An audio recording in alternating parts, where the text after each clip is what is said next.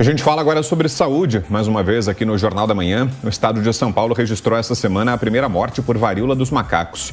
Segundo a Secretaria da Saúde, o paciente tinha 26 anos e estava internado desde agosto no Instituto de Infectologia Emílio Ribas, na capital paulista. Essa foi a 6ª morte pela doença no Brasil. E para esclarecer detalhes dessa doença, o Jornal da Manhã recebe agora o infectologista e professor da Unifesp, Eduardo Medeiros. Doutor Eduardo, bom dia, obrigado pela presença. Bom dia, Vitor. É um prazer estar aqui com vocês. Bom dia aos seus ouvintes. Doutor, queria que o senhor falasse para a gente sobre o grau de preocupação que devemos ter em relação à varíola dos macacos. É de fato um momento delicado no combate à doença? Existe o risco de contágio no dia a dia ou não? Ainda são casos pontuais? Qual é o grau de preocupação que a gente deve ter no tratamento dessa doença? Veja, no Brasil, assim como no mundo, os casos vêm diminuindo nas últimas semanas. Nós chegamos a atingir um pico da doença lá em final de agosto, início de setembro, e agora já temos observado uma redução do número de casos. É uma doença que nos preocupa bastante. É uma doença fundamentalmente transmitida por contato, isto é, pele a pele. Por isso, a importância da doença, especialmente nas relações sexuais, porque exatamente é o momento de contato e é isso que faz com que ocorra a transmissão. A transmissão ocorre pelas lesões, né, que são pequenas bolinhas, que a gente chama de vesículas, na pele, e através desse contato pele a pele é que ocorre a transmissão. Outras formas de transmissão, principalmente por gotículas, né? Quando você está conversando, essas gotículas, ou mesmo contatos esporádicos, ela é de menor preocupação, de menor magnitude. Existem alguns casos de transmissão domiciliar, exatamente pelo contato com as pessoas, mas a transmissão através de gotículas ela é menor. Uma preocupação é exatamente porque, como estão aparecendo as lesões, essas lesões são muito ricas em vírus, uma quantidade enorme de vírus, e, consequentemente, as roupas que a pessoa utiliza, né, as roupas de cama, tem que ter bastante cuidado se o indivíduo estiver doente, porque se elas não forem adequadamente manipuladas, isto é, não forem retiradas sem ficar batendo a roupa para que o vírus vá para o ambiente, você deve retirar a roupa, colocar já imediatamente para lavar e evitar a sua manipulação. Então, essas são as formas mais importantes de evitar a transmissão do vírus.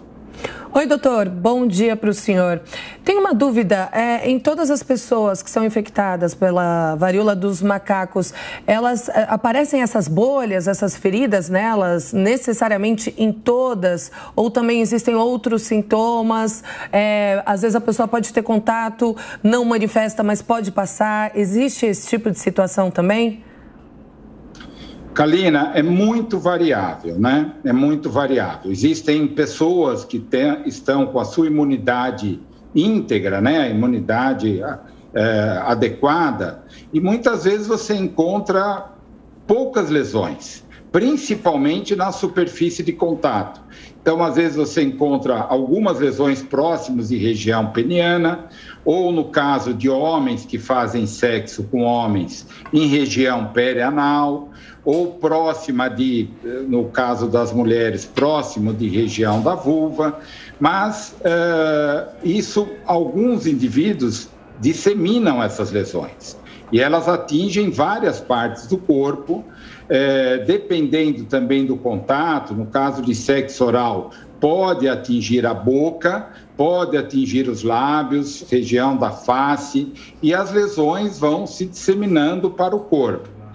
Quanto se eventualmente o indivíduo com monkeypox, a varíola dos macacos, tiver alguma doença grave, imunológica, Por exemplo, uma infecção pelo HIV mal controlada, indivíduo que não está sendo tratado adequadamente, ou muitas vezes ele nem sabe, né? Ou ter alguma outra doença que leve a uma alteração imunológica, aí sim a doença pode se tornar grave, a exemplo desses 6 casos que já foram relatados, registrados aqui no Brasil de mortes, exatamente em indivíduos com profunda diminuição da resposta imunológica, indivíduos já com outras doenças que levam a uma imunodepressão. Bom, e a partir de agora, quem está com a gente também aqui no Jornal da Manhã é o Marcelo Rocha Monteiro, nosso comentarista, e é ele quem vai fazer a próxima pergunta. Bom dia, Marcelo, com você. Bom dia, Vitor, bom dia, Kalina, bom dia, professor. A minha pergunta é a seguinte: existe alguma faixa da população que seja mais suscetível à infecção pelo monkeypox, em termos de idade, gênero, orientação sexual, enfim, haveria isso? Olha, Marcelo, veja, a monkeypox já é uma doença já conhecida há bastante tempo, né? Desde 1970, ela já foi descrita na África, aonde atinge uma grande parte, muitas vezes dependendo da idade, mas é uma doença um pouco diferente da que está ocorrendo nesse surto atual, que inicialmente começou na Europa, se disseminou para diversos países, atingiu os Estados Unidos e o Brasil. Então, o vírus sofreu algumas mudanças nesse caminho, algumas mutações, e o quadro inicial das publicações, inclusive, é uma doença que atinge fundamentalmente homens que fazem sexo com homens. Exatamente pela forma de transmissão, a transmissão por contato, a transmissão sexual. Foi assim que ela se disseminou inicialmente. Mas nós temos outros exemplos, né? Eu vivi isso com a infecção pelo HIV, com a epidemia de HIV, lá no início dos anos 80, e que aí o vírus inicialmente atinge algumas populações que são mais expostas ao vírus, população jovem, sexualmente ativa, mas com o passar do tempo atinge outras pessoas. Recentemente, a semana passada, por exemplo, um relato de uma revista muito importante de medicina, o New England Journal of Medicine, que relata a transmissão por via vertical, da mãe para o bebê. E aí nasceu o bebezinho com lesões, um caso grave, lesões disseminadas relacionadas a monkeypox. Então, esse é o problema. Muitas vezes atinge uma população específica, vida sexualmente ativo, homens que fazem sexo com homens, mas com o passar do tempo isso se dissemina, inclusive para mulheres, eventualmente mais idosos, e aí realmente preocupa, porque com a diminuição da resposta imunológica, a doença pode se tornar mais grave nessas populações. Doutor, como é que é o tratamento da varíola dos macacos? Olha, existem medicações, você vê, esse último caso aqui de São Paulo, inclusive, fez o tratamento com uma droga antiviral chamada Tecovirimat, é uma medicação específica contra o vírus, já tem sido utilizada em outros países também. Nós recebemos aqui pelo Ministério da Saúde alguns tratamentos para casos específicos, né? Para situações de maior gravidade, em pacientes internados, mas é um tratamento que tem uma resposta que a gente ainda está estudando. Isso ainda não está totalmente definido, a eficácia dessas novas drogas, principalmente nessa população de maior gravidade, pacientes que internam, têm uma doença disseminada, comprometimento neurológico, que já está descrito também. Então, aí, nesses casos, ainda a gente tem um volume pequeno de pacientes tratados para que a gente conheça exatamente a efetividade da droga. Mas, realmente, é um vírus que existem poucas medicações ainda, é uma doença muito nova, né, recente, do ponto de vista de disseminação, com essa característica, né, ainda a gente não tem muitos tratamentos disponíveis, mas existem estudos que estão sendo testados. Doutor, o senhor falou que essa doença acomete principalmente homens que fazem sexo com homens. Existe uma preocupação dos médicos, no geral, da sociedade, em relação também à disseminação do HIV? Porque esses homens que estão sendo infectados, muito provavelmente não estão usando preservativos. Então, existem dados já que demonstram uma disseminação do HIV? Olha, Kalina, nem sempre o preservativo protege contra a monkeypox, né? Porque diferente do HIV, que o vírus está no esperma, né? Está na secreção, o monkeypox está na lesão, né? Ele está naquela bolinha que está lá. E muitas vezes você não tem a cobertura disso pelo preservativo, são áreas próximas da região genital. Então, essa é uma questão. Agora, existe, óbvio, uma preocupação enorme, né, com a transmissão do HIV em populações jovens.